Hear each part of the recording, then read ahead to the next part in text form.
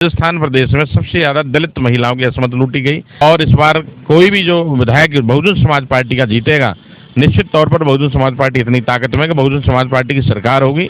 तीसरी शक्ति आज राजस्थान प्रदेश में बहुजन समाज पार्टी है।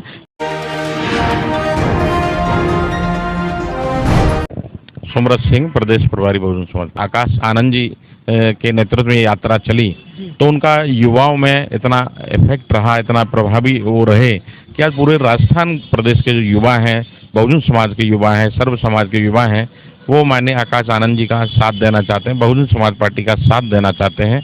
क्योंकि यहाँ राजस्थान में आप देखते हो कि युवाओं के भविष्य के साथ में जब भाजपा की सरकार थी तो भी खिलवाड़ किया गया, आज कांग्रेस की सरकार है तो भी बड़े पैमाने पर पेपर लीक जैसे मुद्दे आपने देखे कि कई लाख युवाओं का भविष्य खराब कर दिया गया।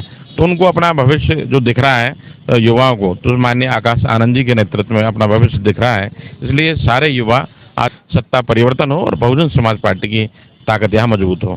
क्या लग रहा है 2023 में इसका बदलाव होने के संकेत क्या? आपने देखा होगा कि बहुजन समाज के साथ साथ जो सर्व समाज के लोग हैं, युवा हैं, किसान हैं, महिला हैं, बुजुर्ग हैं या मुस्लिम समाज के लोग हैं या SC ST OBC, सर्व समाज के लोगों ने हजारों की तादाद में इकट्ठा होकर के 4-4 5-5 घंटे इंतजार करते रहे इस यात्रा का, क्योंकि लोगों की चाहत है कि यहाँ तीसरी शक्ति पैदा होनी चाहिए। लोगों ने 13 से 18 तक बीजेपी को देखा, उनका कुशासन देखा, किस तरह से युवाओं के को रोजगार नहीं दिया गया, किसान परेशान था, गरीब परेशान था, दलित पिछड़े आदिवासी परेशान थे। अब बाद में फिर उन्होंने बदलाव किया, कांग्रेस की सरकार देखी तो कांग्रेस की सरकार को देखा तो कांग्रेस की सरकार ने भी झूठे वादे करके वो आ गए। इन्होंने घोषणा की 7 दिन में कर्ज माफ कर देंगे, लेकिन हुआ क्या? कर्ज माफ तो नहीं हुआ और 20,000 किसानों की जमीन नीलाम हो गई। लोगों ने कर्ज के कारण किसानों ने आत्महत्या कर ली। एक झूठा वादा उनके साथ में किया, युवाओं के साथ में झूठा वादा किया। आज युवाओं को रोजगार नहीं मिल पा रहा है, पेपर लीक किए जा रहे हैं। तो आज सर्व समाज के जो लोग हैं तो इनकी नीतियों से, इनके कार्यों से पूरी तरह दुखी हुए हैं, प्रताड़ित हो गए। तो इसलिए लोगों को जरूरत थी, आवश्यकता थी तीसरे विकल्प की, तीसरी शक्ति की। और तीसरी शक्ति आज राजस्थान प्रदेश में बहुजन समाज पार्टी है, क्योंकि बहन कुमारी मायावती का शासन जो उत्तर प्रदेश के अंदर लोगों ने देखा तो वो सर्वजन हिताय सर्वजन सुखाय की नीति पर आधारित था। माननीय बहन जी के शासनकाल में हर वर्ग के लोगों का ध्यान रखा गया था। इसलिए लोग चाहते हैं कि बहन जी का जो शासन है वो सबसे अच्छा शासन है। इसलिए हम लोगों को बहुजन समाज पार्टी का साथ देना चाहिए ताकि राजस्थान में सत्ता परिवर्तन हो सके।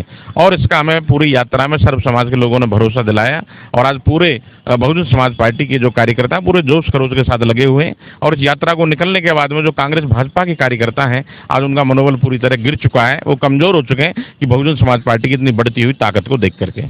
राजस्थान की अशोक गहलोत सरकार भी दलितों का हितैषी बनने का दम बरती है, वह भी तमाम प्रकार के दावे कर रही है। इधर में बसपा के क्या दावे हैं अपने पाले में लाने के लिए? क्योंकि जिस तरह से 6 विधायक जो बसपा के जीते थे उन्होंने किसी भी तरह से अपने पाले में ले लिया था कांग्रेस ने।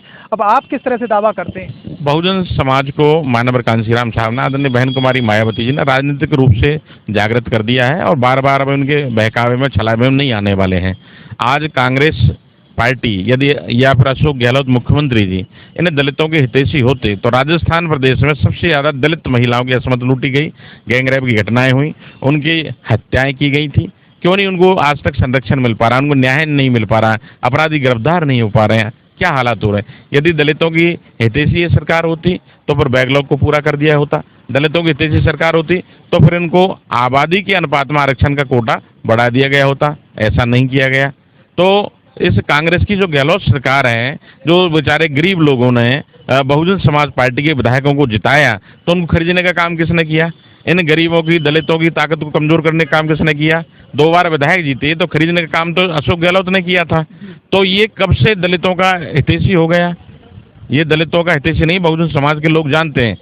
इन गरीब समाज के लोगों का यदि कोई हितैषी थे तो माननीय कांशीराम साहब और माननीय कांशीराम साहब के आदमी बहन कुमारी मायावती जी है। जब जब इन गरीबों पर जुल्म जाती होती है तो सदन में यदि कोई आवाज उठाते हैं तो हमारे बहुजन समाज पार्टी के सांसद उठाते हैं, माननीय बहन जी उठाती हैं। इस तरह से कांग्रेस अशोक गहलोत सरकार ने और 6 विधायकों को तोड़ करके अपने पाले में लिया था। अगर फिर वही अगर ऐसा होता तो इस तरह बसपा की क्या नीति है इस पर?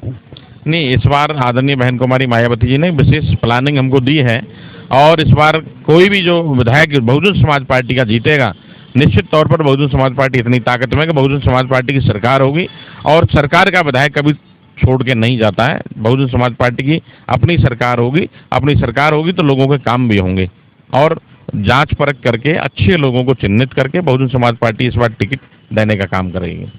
तो मेरे साथ में तो बसपा बहुजन समाज पार्टी के कार्यकर्ता जो कि इन्होंने बताया कि बसपा की तमाम नीतियों पर वो काम कर रहे हैं। साथ में आरपी सिंह, क्षमता न्यूज, जयपुर। इस खबर को देखने के बाद क्या है आपकी राय, नीचे दिए गए कमेंट बॉक्स में दीजिए अपनी राय। ऐसी तमाम बड़ी खबरों को देखने के लिए जुड़े रहिए हमारे साथ। खबर अच्छी लगे तो लाइक कीजिए और शेयर कीजिए और हाँ, चैनल को सब्सक्राइब कर घंटे वाली बटन को दबाना ना भूलिए। फिर आते हैं आपके बीच कुछ खास खबरों के साथ। तब तक के लिए नमस्कार, जय भीम।